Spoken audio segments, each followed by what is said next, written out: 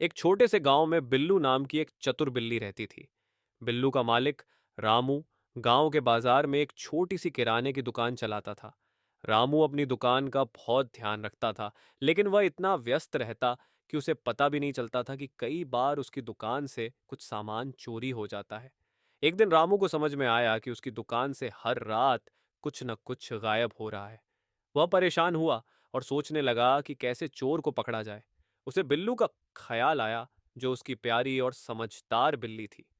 रामू ने बिल्लू से कहा, बिल्लू, अब मुझे तुम्हारी मदद की जरूरत है। तुम हर रात मेरी दुकान में रहना और देखना कि चोर कौन है। बिल्लू ने रामू की बात मानी और सी रात से दुकान में निगरानी करने लगी। पहली रात कुछ नहीं हुआ, लेकिन दूसरी रात को आधी रात के समय बिल्लू ने कुछ हलचल सुनी। उसने देखा कि एक चोर धीरे धीरे दुकान का दरवाजा खोल रहा है और अंदर घुस रहा है।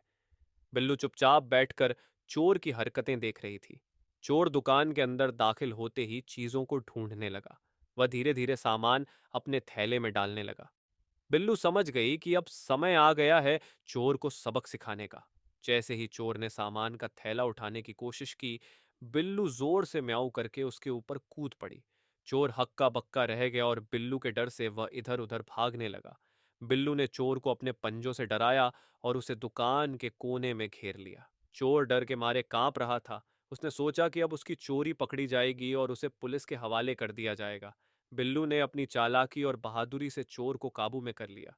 सुबह होते ही रामू दुकान पर पहुंचा और उसने चोर को पकड़ा हुआ देखा। उसने बिल्लू को खूब दुलार किया और उसे धन्यवाद कहा कि उसने उसकी दुकान को चोरी से बचा लिया। रामू ने चोर को पुलिस के हवाले कर दिया और बिल्लू को अपनी दुकान की असली रखवाली के रूप में सम्मानित किया। गांव के लोग बिल्लू की बहादुरी की कहानी सुनकर बहुत प्रभावित हुए और उसकी प्रशंसा की। बिल्लू गांव में हीरो बन गई और सभी उसे प्यार से बिल्लू चौकीदार कहने